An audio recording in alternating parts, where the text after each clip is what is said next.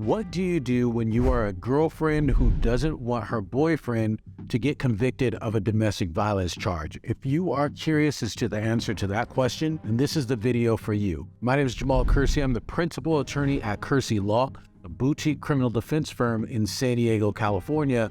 And in this video, we're talking about the girlfriend who doesn't want her boyfriend to get convicted of domestic violence. There are a number of ways that police can sometimes get involved in these situations where they're investigating an alleged domestic violence situation. And one of those ways is a neighbor actually calling 911. So neither of the parties that are involved actually called 911. A neighbor might have overheard yelling or screaming or things kind of, banging against walls or anything like that.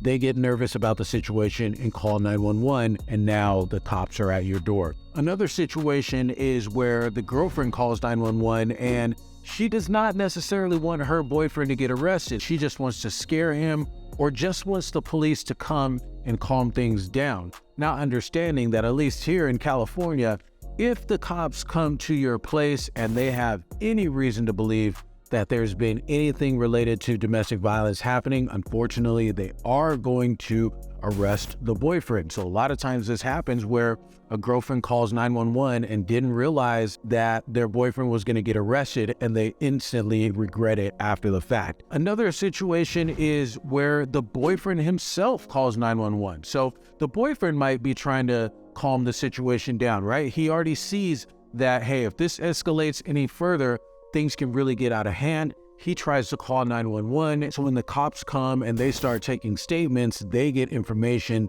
that leads them to believe that the boyfriend might have done something, and he ends up getting arrested even though he was the one who called 911. Now, in any of these situations that happen, a lot of times the girlfriend feels really bad and wants to fix the situation. So I want to tell you about a situation that happened with a client some years ago. He and his girlfriend had gotten into it, and she had threatened him numerous times, saying that if you keep messing with me, I will make your life hell. And unfortunately, he didn't learn the lesson and kept messing with her. And the way she went about making his life hell was she caused her own injuries and called the police and said that he did it. And so when the police responded and they saw that she had injuries on her body, they ended up taking her word for it and arrested my client. He got arrested for felony domestic violence, and this was very problematic because the type of job that he had, they really had a zero tolerance policy for these type of offenses. And there are a lot of companies that are like this because when it comes to customer interaction, if they have an employee on the books who had some sort of violent offense, whether it's domestic violence or assault or any type of thing like that, and it turns out that that individual flips out on a customer and assaults them or anything like that, it could be a huge liability issue for that company. And so a lot of companies will not take a chance when that situation happens. If somebody gets arrested and convicted of domestic violence, they can lose that job. And sometimes that person can have been on the job for 10 years, 15 years, a long time, and unfortunately lose their job because of a mistake that happened within a 10 or 15 minute window of their life, right? So anyhow, client gets arrested, he's facing felony domestic violence charges, and his girlfriend feels terribly about the situation, right? Because sometimes once, the situation blows over, everyone's had a chance to calm down, they realize the gravity of the situation and want to do something about it to make the situation right. So what did she do? She naturally got on the phone, called the police department, and tried to get in contact with the detective that was investigating the case. And unfortunately, the detective basically shut her down. So there's a couple of reasons why this usually happens when a girlfriend wants to reach out to the detective investigating the case to either take back what they originally said or clarify the issue or just say, hey, I don't want my boyfriend to get prosecuted for this. And so the two reasons are, number one, if the girlfriend had originally reported something that led to the boyfriend getting arrested, at that point, the detective's job is done. He took his notes, or the investigating officer, they took their notes, they prepared a report, and once they prepare that report and send it over to the DA, their involvement in the case is over. So unless the case is going to go to trial or preliminary hearing where the detective has to testify, then they don't have to do any more work. But if the girlfriend calls up and says, hey, I want to correct my statement, or I want to take back what I said, or, I was just lying about the situation, we need to make this right, I don't want my boyfriend to get prosecuted. Now you've just created extra work for the detective, because now they have to go back and write another report, submit it to the DA, and that's work that they otherwise would not have to do if things had just been left the way they were. So in that situation, sometimes they're like, hey, it's out of my hands, there's nothing I can do about it, you got to talk to the DA. All right, so that's one scenario. The other one is basically the detective doesn't know you and your boyfriend from anybody else, in the state or in this world, right? And the reality is there are extremely violent relationships out there. Unfortunately, there are violent men out there who do beat their women, and it's a sad and ugly situation. And the detective himself has no way of knowing whether your boyfriend is one of those violent people. And so the last thing any detective, DA, or judge, law enforcement agency wants to have is blood on their hands, because if it were a situation where if they would have prosecuted the guy and he would have gone to jail, ordered to take domestic violence classes or anything like that, then in their mind, that's a way they could have prevented something from getting worse, in terms of a worse beating up to a potential death. So the last thing a detective wants to have happen is they say, okay, we're going to close out this case, we're not going to push it forward to the DA, and then the next day, he gets out of jail, or if he's already out of jail, he then flips out and then beats the girl up.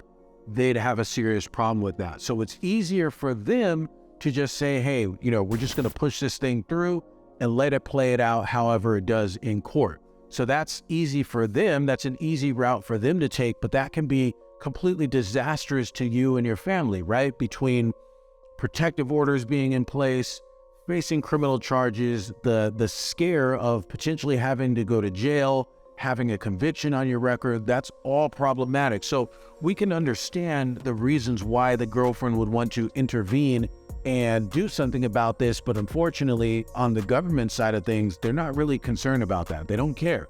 So the other thing would be trying to call the district attorney. Some women will try and call the DA and say, hey, I don't want this case to be charged. I don't want this case to move forward. I certainly don't want my boyfriend to be convicted. You need to dismiss this case. And a lot of times they get stonewalled by the district attorney as well, because again, the district attorney's concern is protecting the public, and in a situation where they have no idea who the girlfriend is, they have no idea who the boyfriend is, they're concerned with the idea that if they don't do something, then perhaps it'll get worse. They may be letting somebody off the hook who might do something, the next day or the next week. And that's a major concern for them.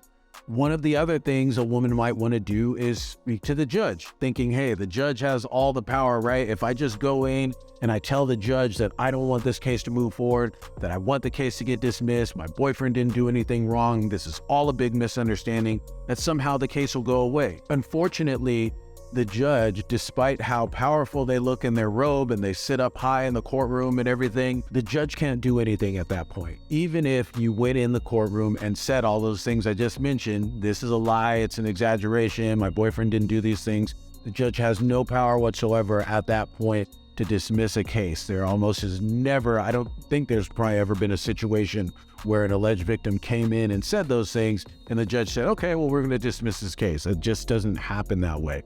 So back to the story, the client ended up reaching out to us, telling us everything that was at stake, what was going to happen if he ended up losing his job, if he ended up going to jail, if he ended up with a conviction. And we told him, hey, we understand this is a tough situation. We are able to understand where you're coming from, and we can help. So what we ended up doing is we did a full investigation of the facts. We got a statement from the girlfriend in terms of what exactly happened. We were able to review the police reports and compare that, what was reported that she said, with what her position actually was. We obviously were able to go over the police reports with our client. One of the main aspects that was really important was that we got to know our client better. We got to know who he was, what his hopes, dreams, aspirations were, some of his accomplishments, his employment history, just, really got to know him better. And we got a lot of letters of support attesting to his good character. And these are all things that you would never find in a police report, right? In the police report, he was just made out to look like a monster. But no, this was a family man who had a great job, who was very active in his children's life, and he just really needed to make this case go away. He could not afford to have this felony conviction on his record. And if you saw my video before on how defense attorneys get cases dismissed, I'll have a link up here somewhere, then you'll see this is exactly what we talked about in terms of how we go about doing that. So we were able to get all that information together, and ultimately it came down to us being able to demonstrate to the district attorney that they were not going to be able to prove their case beyond a reasonable doubt if it went to trial. So we had our legal defense, but not only that, we had our information regarding the good character of our client, because at the end of the day, it's a lot more palatable or acceptable for the district attorney to do something for a guy that looks wonderful on paper than it does for someone who doesn't look so good on paper. Even if, at the end of the day, regardless of the character of the person, if they didn't do it and the DA can't prove their case beyond a reasonable doubt, then they should dismiss the case. But in the real world, we're dealing with real people who have real emotions and, have their own thoughts and opinions. And for a DA, it's just going to be a lot more easy for them to accept dismissing a case against a guy who we've demonstrated that they have really good character versus someone who doesn't. So again, these type of situations are very frustrating for all parties involved, and I completely understand that. But there's hope, there's something that can be done. So if you are in this situation and you're in Southern California, you can click the link below. There will be a form for you to fill out, and you can set up a call with me and my team to see how we can help you out. But otherwise, if you got something out of this video, make sure you like it, make sure you subscribe to the channel, and turn on those notifications so you never miss a new video when it drops.